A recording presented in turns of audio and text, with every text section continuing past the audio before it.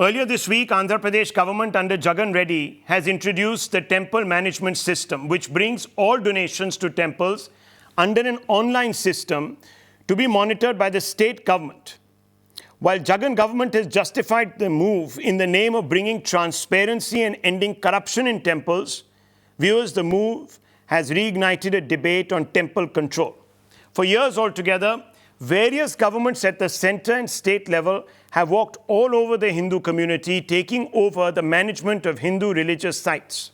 The real custodians, the Hindus, are upset that they aren't trusted by a paternalistic state to govern their own places of worship. What also upsets them is that this intervention is restricted only to the Hindu community and precludes all others. Now, viewers, let me first give you in a snapshot the scale of the problem and the financial stakes involved that make state governments seek out temples for control. Here is what we mean. The All Andhra Temple Donations e-Hundi began on 16th March 2021. Temple management system set up under the YSRCP CM Jagan Reddy. The CMO will monitor online donations to these temples. Over in Uttarakhand, the Char Dham shrines turnover rupees 12,000 crores a year. 2019 Act by Uttarakhand government under BJP CM Trivendra Rawat, who is now, of course, somebody who is out of office. The stamp that we have put on this is that 51 shrines are under state control, viewers.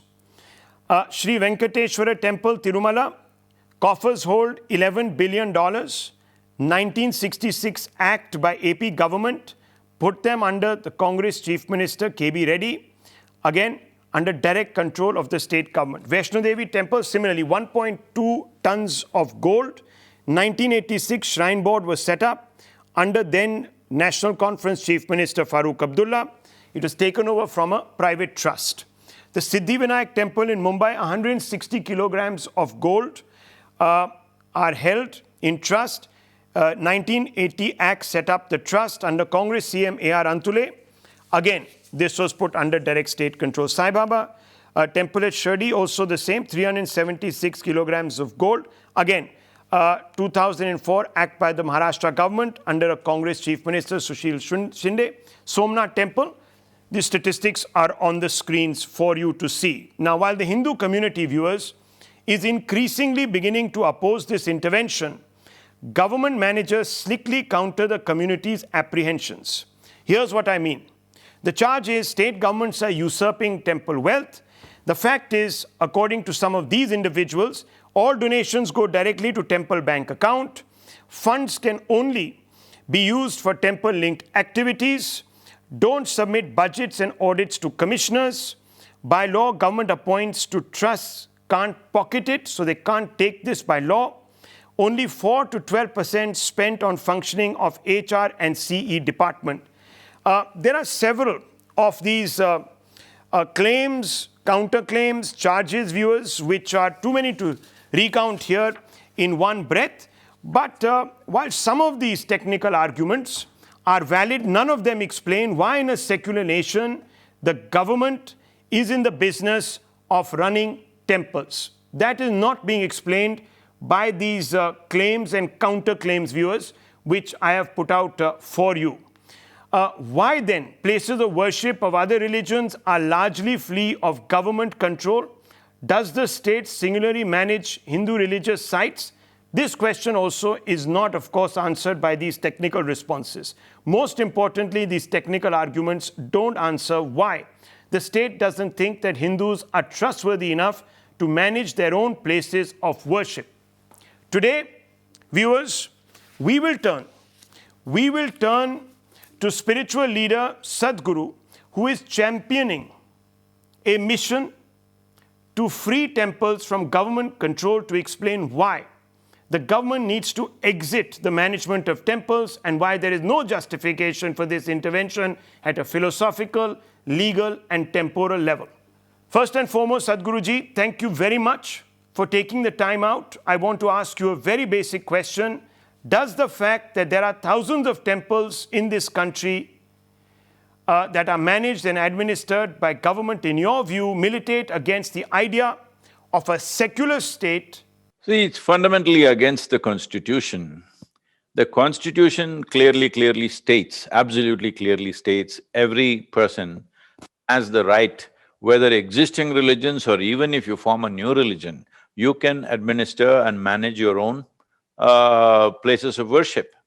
But there is a clause which says, in case of any either financial, moral or state security issues come in, then government or the administration can restrict and regulate.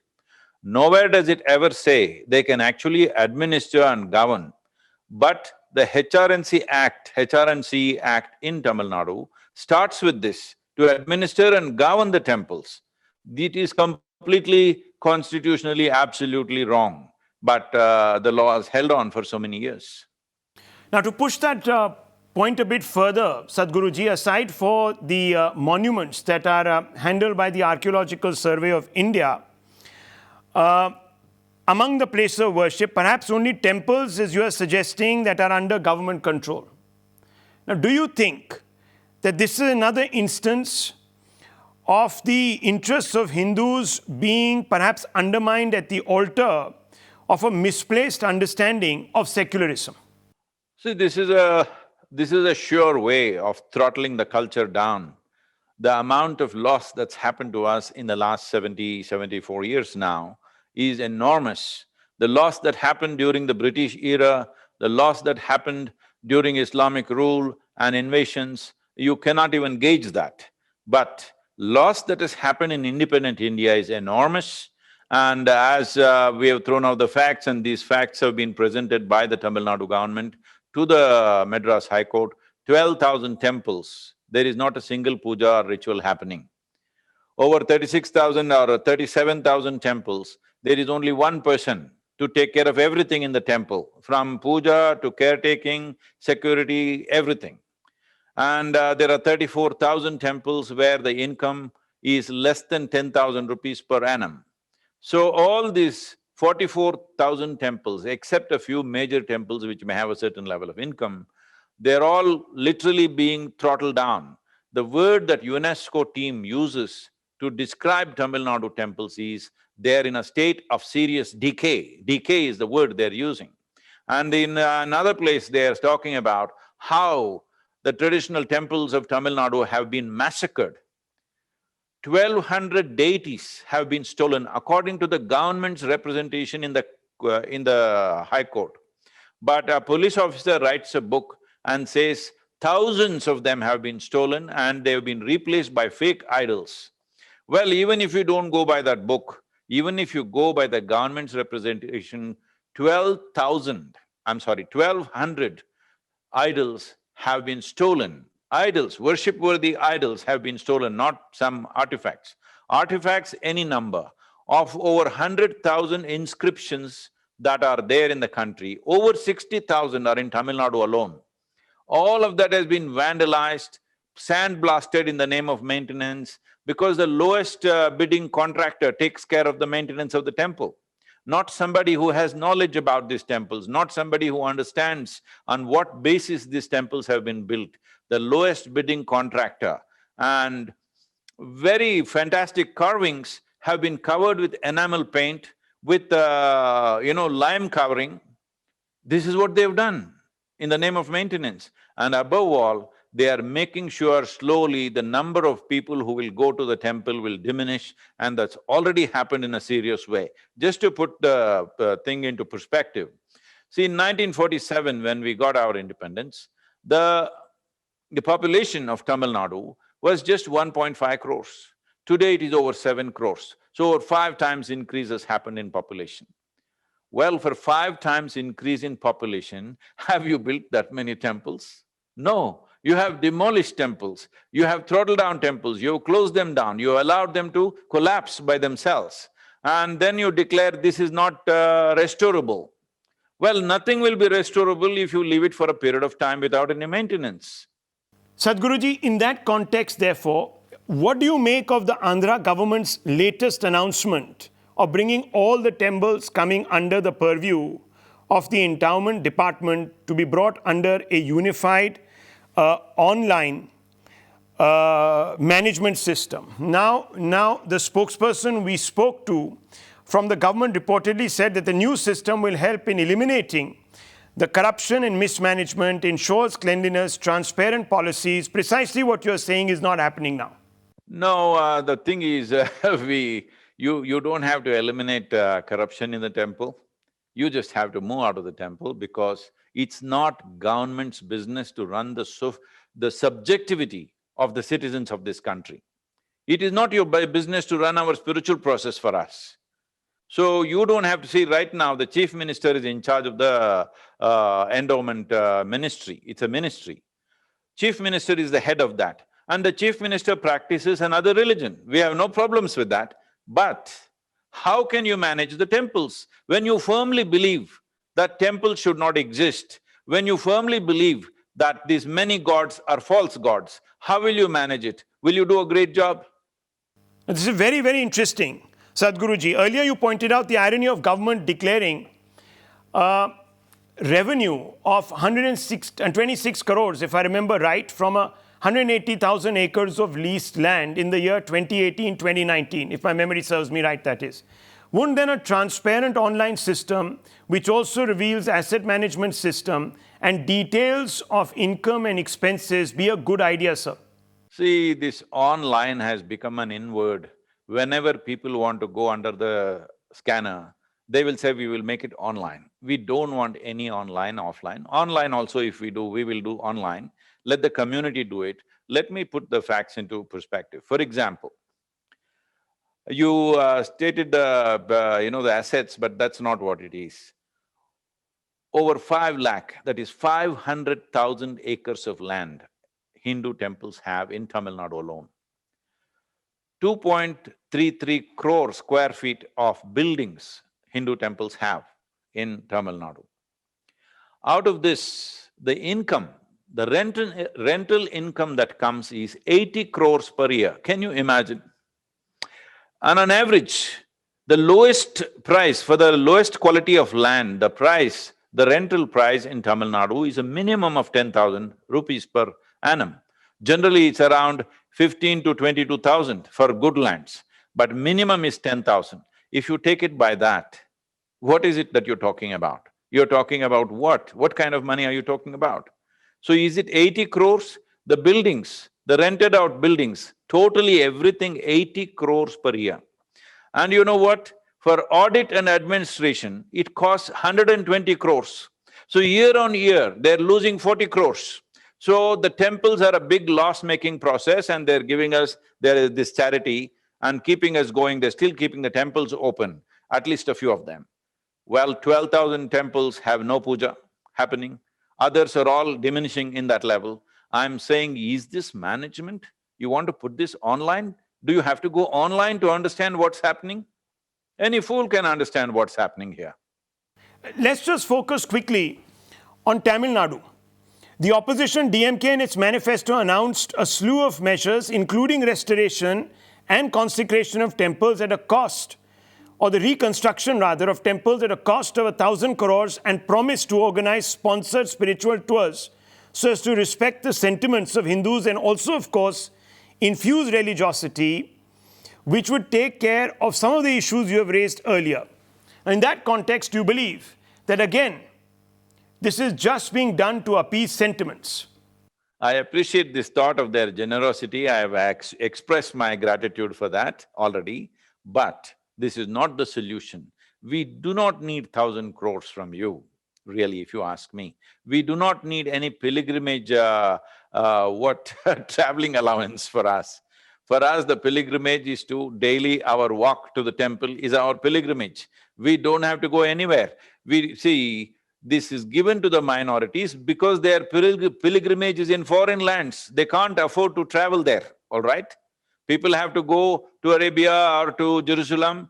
Because of that, some allowances were given to them because it is in foreign lands and the expenses are at a certain level. Our pilgrimage is our temple. We don't need any money for that. I am telling you, for this level of property that has, simple thing that you have to do is this, instead of giving all these allowances, just do this. One thing is set up a commission as to how the devolution of temples must happen to the citizens. Another thing is set up an external audit. Take out an audit of all the temple things. Everybody who is occupying temple lands or temple properties, if they have built buildings and then people have built schools, colleges, homes, all kinds of things. Somebody has built a guest house inside the Arunachala temple with toilets and bath and everything inside the guest house, inside the parikrama of the temple, all right? Who stays there? Obviously, government officials or ministers, somebody must be staying there. I'm saying, could you think of building these kind of facilities inside the temple? So I am saying, you do not please bother about giving us money, we don't need money. We are not talking about money, we are talking about the sanctity of our temples. So it is very, very obvious, somebody whose heart doesn't beat for these things cannot do a good job. That's very obvious to us. And government has no business to run the spiritual aspects of our life. That is not to be conducted by the government in any way. And many aspects of destruction have happened. If I list it out, I can send you 1,000 pictures, because right now a minimum of 1,000 temples we are documenting with videos. What has happened, if you see this, it's heartrending, I'm telling you. These fine works of engineering, architecture and artwork, in what state it is, if you see it, it's heartrending. It's being not only vandalized, it's being cannibalized. People are taking away stones and building other buildings. So, this process has to stop, means temples must be in the hands of people who care for the temples, for people for whom this is above their life. Let me just narrate one story. For example, the Ranganatha Swami temple in Tiruchunnappally. In 1323, when Malik Kafur raided this temple, already it was raided about 12 years before that, so they were warned about this. When Malik Kafur came, they took away all the jewels and whatever they had to protect the devotees, took it away so that the invaders don't take it. So the Malik Kafur and his army camped inside the temple. They cooked beef and they had their festivals inside and all kinds of things happened there. And then they slaughtered 12,000 people. 12,000 people. I want you to understand this. 12,000 people were slaughtered inside the temple. But the main deity, to save it, the priest took it and ran away to Madurai. When he was leaving, because they would catch him, a certain woman, her name is Velai, she danced for this commander to keep him distracted, and she seduced him, kept him busy for 1 or 2 hours so that the priest can escape. Then she told him she knows where the gold and other valuables are, and she took him up the tower and she pushed him off from there and he died. And then she also jumped and gave up her life. This is how temples have been preserved. And now our own governments, elected by us, running them down. This is simply not okay. 75 years of independence we are talking about. If really the word independence has to mean something to us, to the majority community, 87% of the population in Tamil Nadu, if the word independence has to mean something to us, you have to first liberate these temples from government administration and governance. They don't have to administer and govern these temples. Laws are there. If something wrong happens, for everything there is a law. The existing laws can manage those aspects. It's very interesting. Of course, there is a degree of selectivism here, Sadhguruji, but there will be others who will say that, look, Waqf board are not very different from the HNRC departments, and therefore, there is a degree of equivalence. In this particular matter. But moving aside from all of this, Sadhguruji, why do you believe then the government continues to retain control of all the temples? Is this altruism or opportunism? Rahul, let me clear this. You compared to Waqf board and maybe SGPC, all this. See, in all those places, they are only restricted and regulated, they are not administered. Right now, there's a whole ministry for which the temples pay the salary. Well, no other organization does this. Only the temples are paying the salary for the entire ministry, to run the ministry, for all the officials. And all they're doing is, see, HRNC commissioner is booked for stealing 8.7 kilograms of gold. And many other HRNC officials have been booked for stealing idols and selling it in other countries. As you know, in 2016, US Consul General gave back a very precious idol to the Prime Minister when he went there, and another one came from Australia. Now they are seeing the value on returning it, they have some feeling about it, but unfortunately, our own elected governments don't seem to have anything for that. If all the negatives are overpowering, so obvious to everybody, why does the government continue? I mean, is it just for financial reasons? Or would you be willing to give the government benefit of doubt? Remember, after the British left, sir, the temples were in a very, very bad shape. We all know that anyone, even with a modicum of power, would actually have taken over those temples at that time. So there was a need to remove the mafia, regularize and ensure people's legacy is preserved. See, when the British left in 1947, it's not just the temples, everything was in a bad shape, let's understand that, everything. So you try to restructure in that process, suppose you thought it was necessary to administer the temples for a period of time, it's fine. But now we are talking about 75 years of freedom. It is time to talk about freedom, freeing the temples from the government control. If you want to give them the benefit of doubt, I'm willing to give them all the benefit of doubt. Just do this much, set up an external audit. People are supposed to pay, many lands I know, per 1 acre, 5 rupees rent they've fixed. That 5 rupees, he's not paid for last 25 years. 5 rupees per acre, he doesn't pay for 25 years. Now, they have settlement committees which are saying, because he doesn't pay the rent, we must give the land to him. What kind of logic is this? What kind of settlement is this? Let government not take any settlement business. Let them constitute an external audit, which audits not only the financial aspects of it, also the damage done. Let us hire somebody who will do that. I'm saying we will pay, the community will pay for these auditors of both loss of artifacts and loss of damage that's happened and also the financial losses. And immediately, whoever has taken the land, either they must pay full commercial price of today in rent or in sale, whichever way it is. Land has already been built upon, we don't want to go and demolish their buildings. You pay the full price of today's price, market price. You pay that, just that money will be enough to revive all these temples. Sadhguruji, there is obviously an element of oversight that is required. Now, are you saying that temples that are managed by their own authorities or by the community will be able to overcome temptations of pilferage, institutional malfeasance? Would it be okay to do that in that sense? I mean, you're going from state control and directly handing precious assets really to individuals who may not want to work in a transparent manner. Now, how do you therefore mitigate against that, sir? Rahul, first thing is the assets don't belong to the state, the assets belong to the community, all right? So you're not giving any charity to the community, it is something that always belonged to them. Because of this aberration of occupation and external rule, these things have happened. It's time to correct that. Now the question that you're asking is, can you trust the Hindu community to be straight, to manage things well?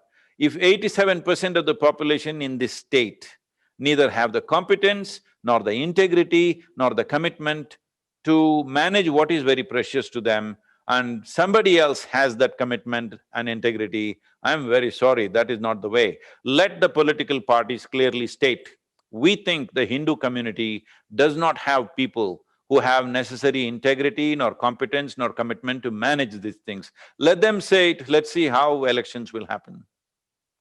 I am raising this issue. I am not a protester, I am not an agitator. This is a democratic right. Pre-election, before the election, I want not myself, every citizen in this country to state what they want. See, this is a fundamental thing that we need to change. Right now, the political parties are giving us a manifesto and saying, we will do this, we will do that. Why are you telling us? Let us have a citizen's manifesto. What I am saying is just a citizen's manifesto. I am saying this is what we want. Who can do it? Till now the whole game has been, who will you elect? We are not interested in who. What will you do? If you tell us what you will do, based on that we will decide who. Because right now who means you will elect them on the basis of their religion, caste, creed or party. None of these things are important for us. What is important for us is what will you do? Who is not important. What will you do is important for us. So I am giving my 5 points I gave. Only this temple thing has picked up traction, other things nobody is discussing. Anyway, 5 things I have said. I'm saying every citizen, every responsible citizen in the state must clearly state what we want. Where before the election you don't say anything, after the election you cry, I am not that kind. Before the election I will say what I have to say, post-election whoever people elect, I will bow down and support those people because this is my idea of democracy. Democracy means bowing down to people's will. Very interesting. I want us to very quickly come to another issue. Even the landmark Ayodhya verdict of November 2019 handed the disputed property to Hindus to build a temple. It's a very well publicized judgment. It settled a dispute that ran over 150, 130 years. However, the Congress under then Prime Minister P.V. Narasimha Rao passed a Places of Worship Special Provisions Act in I think 1991 that disallows Hindus from reclaiming, even through courts, temples that once belonged to them. Now, if you remember, sir, the desecrated or demolished Kashi, Mathura temples are some of these which today are contested. Since you want the communities to be the custodian of these temples, I want to ask, wouldn't this act become a hurdle for the devotees to claim these temples as well, sir? See, Rahul, you're talking about temples where there is some dispute. I'm talking about temples where there's absolutely no dispute. The dispute doesn't exist. There is no question whether these temples belong to Hindus or not. They absolutely do. They are under Hindu religious whatever endowment act, that means they belong to the Hindus. It doesn't belong to anybody else, so there's no dispute. Let us settle at least something where there is no dispute. Disputes are, as you know, 150 years. Even recently, you have suddenly seen Uttarakhand government going ahead with passing Char Dham Devasthanam Management Bill. Now, which government, sir, will give up direct control over the management of 51 temples? Why are governments doing and perpetuating this? What do you think is the motive here? How do we really rally public opinion against the government? I mean, that would be seen to be confrontational at one level, would it not? Why is it confrontational? To just ask for rights which are well enshrined in our constitution, why is it seen as confrontation? I am also seeing such level of immaturity. Just because I say liberate the temples, because anyway government has no business to manage, people are calling me all kinds of names, they're abusing me and they're not even sparing my mother who is no more for a long time This is the level of immaturity we have. Right now, this is not a confrontation. I'm saying this is not even an agitation or a protest. This is a democratic right that every citizen has, which they have forgotten, that before the election, you must state what you want, not crying and protesting after the election. Before the election, every responsible citizen should state, I want to change the narrative of how India's democracy is run. Right now, India's democracy is run, only the garb is democracy, but the real thing is feudalism, based on caste, based on religion, based on political party membership, you are electing people. No, this is not democratic process. Every 5 years, you must be able to rethink who will do a better job for the next 5 years. If you do not think on these lines, then there is no democracy. You're a committed vote. A committed vote is not democratic process. Every 5 years, you must reconsider. Only then there is a democratic process. I am trying to bring that dimension into our lives that when the election comes, every citizen should reconsider. The people who have done this, managed this state or nation for last 5 years, have they done a good job? Do they deserve another 5 years or not, is something that needs to be reconsidered, not committed beforehand.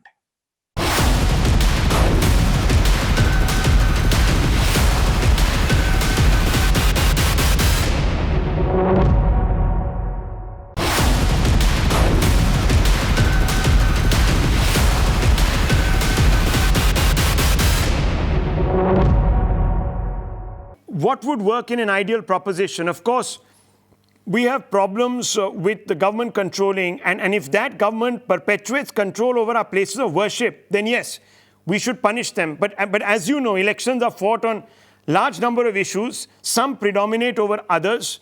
So in a long-term effort, how do you see this? What do we do? Do we move the court? There are already petitions. I don't want the courts to come into this. This injustice has been perpetrated by a legislation.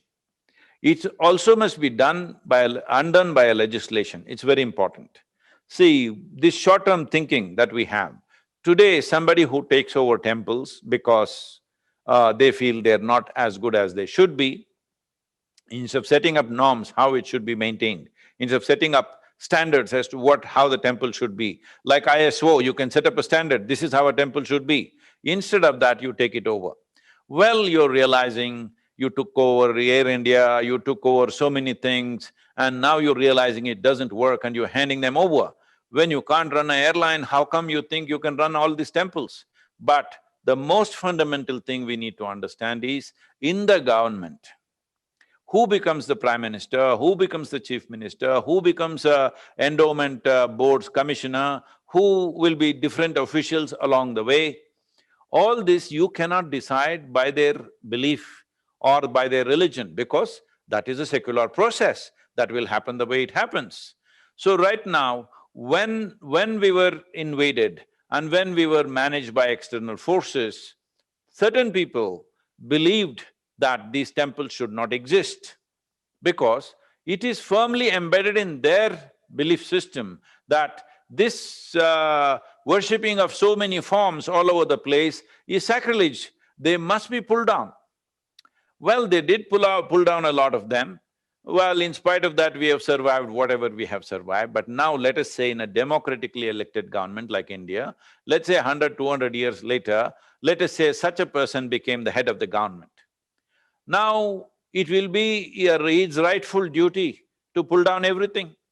So I'm saying these are short-sighted steps that we are taking. Today we think… we take a step and we think we are protecting something. Tomorrow, it's a democratic process, anybody can come to the top.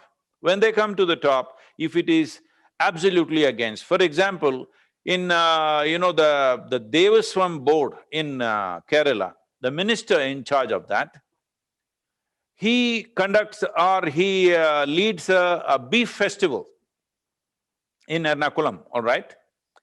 So it's his right, he can eat what he wants, he can do beef festival or pork festival, whatever he wants. It is just that tomorrow, if the number of people like this increase, they may do the beef festival inside the temple, which will be simply unacceptable to the community. So I am saying it is important, because in the government framework, who comes to power is not in our hands, it's a democratic process. Anybody may become an IAS officer and get into that post, it's perfectly fine. But a religious process, a spiritual process cannot be conducted by the bureaucrats and politicians, because they keep changing. Their beliefs keep changing, different types of people will come to the top. Every time somebody comes up, you can't do something different. And especially Tamil Nadu temples are unique in their nature. We did not build temples only in Tamil Nadu. You have heard of Angkor Thom and Angkor Wat, and there are temples in China, even they consecrated Shiva temples in China. Even today there are carvings where both in Chinese language and in Tamil language, the carvings are present in Guangzhou area, and there are bilingual inscriptions all over the place. So nobody can deny this went all over the world or in this part of the world, and it made a big difference. And because this was our way of doing cultural ambassadors, cultural outreach was done. We did not go there with armies to conquer them, but we went with our philosophy, with our profound sense of understanding of life, and temples were always the hub of that. Right now, that hub is being dismantled, so it has to come alive once again. So finally, Sadhguruji, those governments that are committed to, at least on the face of it, securing Hindu interests for upholding, secular ideals like Sabka Saath, need to end the hypocrisy and need to actually walk the talk. I mean, that is the only way I can think of, because if you're leaving it to politicians to make legislations, then there is the lure of getting the finances and revenues from these temples. I think that is a bit too much to ask, realistically speaking, sir. So, in a very delicate way, you are saying, what about the BJP? So this is a test for BJP also. Right now, BJP is in partnership.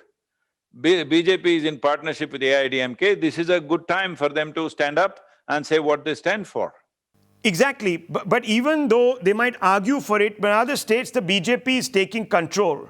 Like Uttarakhand. That's why I brought up this particular example, Sadhguruji. So are we being fooled then by politicians who claim to speak for or at least represent the interests of the majority community, but actually are not really committed to this at a fundamental level? See, Rahul, the thing is, right now the language I'm speaking, a whole lot of people are understanding this as I'm turning political and I'm making political statements.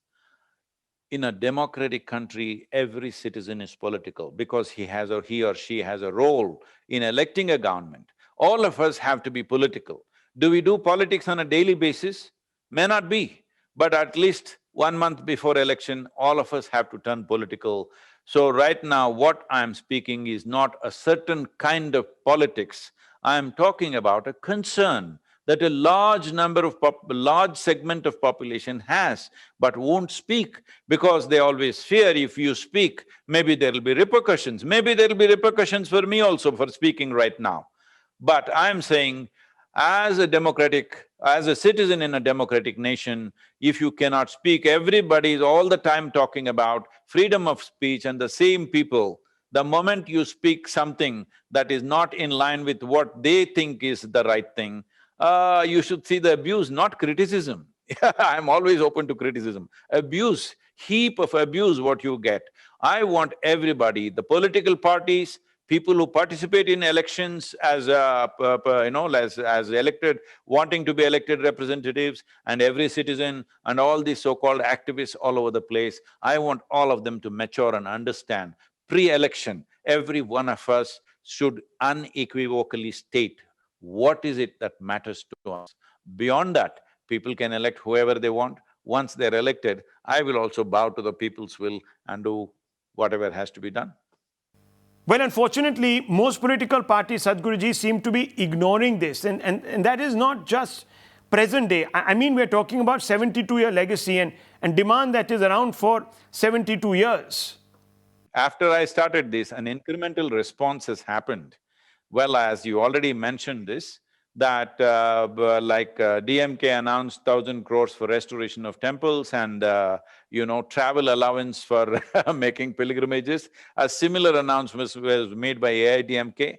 Unfortunately, what is missed here is this entire thing about giving remuneration or giving assistance for people to travel for pilgrimages was given to minorities because their places of pilgrimage, the origin of what they practice as a religion is outside the country, far away. They have to travel to a foreign country. So it is not an expense that they can bear by themselves, so it was given to them. For Hindus, you don't have to give it because all our pilgrimage centers are within the country. You can drive or take a train or walk because pilgrimages were always done by foot. Even today, thousands of people do it. A whole lot of people walk from Himalayas to Rameshwaram and back every year. Thousands of people do this, but quietly, without anything. Government need not participate in that. It's our business. So you do believe that we need a structured approach in freeing temples under government control, and one structured approach is to try and bring to account political parties during elections. Now, if that fails, and I think we are seeing the writing on the wall, You talked about few concessions and few of your points being taken, but that is not solving the basic issue, which is getting out of managing the temples in the first place. Now, to build the pressure on the government, I suppose a mass movement is required, and someone needs to, whether there are election cycles, is immaterial. They must continue this movement throughout, perennially. Well, we made a start with you, Sadhguruji. Rahul, our idea of mass movement, this has to change. Right now, in today's world, where it's of world of technology and also the world of pandemic, today's world, in this 2021, a mass movement is on the media and on the social media. Right now, before the election, we will get 2 to 3 crore people supporting this minimum. Out of 7 crore people, out of which about 4.7 crore people have franchise in Tamil Nadu, if 3 crore or 2 crore people say we want this to happen, this is mass movement. If people are in that mental state, mass movement means you must come out on the street, make everybody's life miserable, burn buses, throw stones at people. If this is your idea of mass movement, your idea of democracy is anarchy. Please don't do this to this country. This is a mass movement. When millions of people are expressing that this should happen, this is a mass movement. You want the roads to be choked, you want roads to be blocked, you want trains to be blocked, you want things to be burned down. If this is your idea of mass movement, you are planning a disaster for this country. Maybe it's by default, but that is the design that is there in your operations. You may not have it in your mind, but the way you're operating, it is almost like design, that unless you cause violence, you don't call it mass movement. Right now, this is the mass movement. I'm not exactly in favor of anyone taking to the streets and behaving in a violent manner, but there is a need to perhaps organize better. Whether it is, before elections, I believe that it should be a continuous, perennial process. It should not just be timed to election cycles. But nonetheless, it's been very enlightening speaking with you, Sadhguruji. Thank you very much for taking the time out, and thank you very much for championing a cause that is close to the hearts of millions and millions of Indians.